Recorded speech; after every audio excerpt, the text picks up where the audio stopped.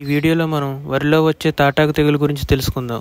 ఇది ఏ దశలో వస్తుంది, దీనికి కారణాలు, దీనికి లక్షణాలు, అలాగే దీనికి నివారణ మనం ఈ వీడియోలో చూద్దాం.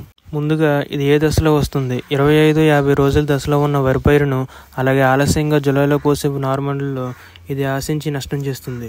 దీనికి కారణాలు చూసినట్లయితే వాతావరణంలో మనకి ఎక్కువ వానలు కురిసినప్పుడు, తేమ శాతం ఎక్కువ ఉన్నప్పుడు, గట్ల మీద మరియు పొలంలో అధిక మొత్తంలో కలుపు మొక్కలు ఉన్నప్పుడు ఇది వస్తుంది.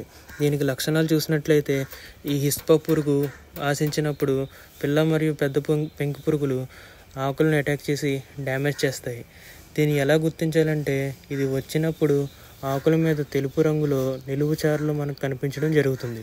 ఈ పిల్ల పురుగులు ఆకులు లోపలికి వెళ్ళిపోయి తినేస్తాయి.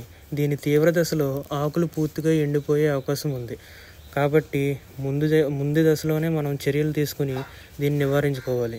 దీనికి నివారణ చూసినట్లయితే ముఖ్యంగా ముందు మనం పొలం గట్ల మీద పొలంలోనూ కలుపు మొక్కలు లేకుండా చూసుకోవాలి. ఎందుకంటే ముందు మన పొలంలోకి ఏదైనా పురుగు లేదా వ్యాధి రావాలంటే వాటికి సాయం చేసేది ఆ కలుపు మొక్కలే, కాబట్టి వాటిని ఉంచకూడదు. అలాగే మనం తొలి దశలోనే వాడే నత్రజని ఎరువులు ఎకరానికి 25-30 కేజీల కంటే ఎక్కువ వాడకూడదు. రైతులు ఎప్పుడు పొలం పచ్చగా కనిపించాలని ఎక్కువ నత్రజని ఎరువులు వేస్తారు. కానీ దీనివల్ల అధిక మోతాదులో వేయడం వల్ల ఆ మొక్క ఇలాంటి పురుగులను ఎదుర్కొనే శక్తి కోల్పోతుంది. ఇంకా మందులు ఏం వాడాలి అంటే ఈ పురుగును సకాలంలో గుర్తించి క్లోరోపైరిఫాస్ 2 మిల్లీలీటర్లు 1 లీటర్ నీటికి కానీ, ప్రొఫెనోఫాస్ 2 మిల్లీలీటర్లు 1 లీటర్ నీటికి కానీ, క్వినాల్ఫాస్ 2 మిల్లీలీటర్ల లీటర్ నీటికి కానీ కలిపి ఎకరానికి మనం పిచికారీ చేసుకున్నట్లయితే దీన్ని మనం నివారించవచ్చు.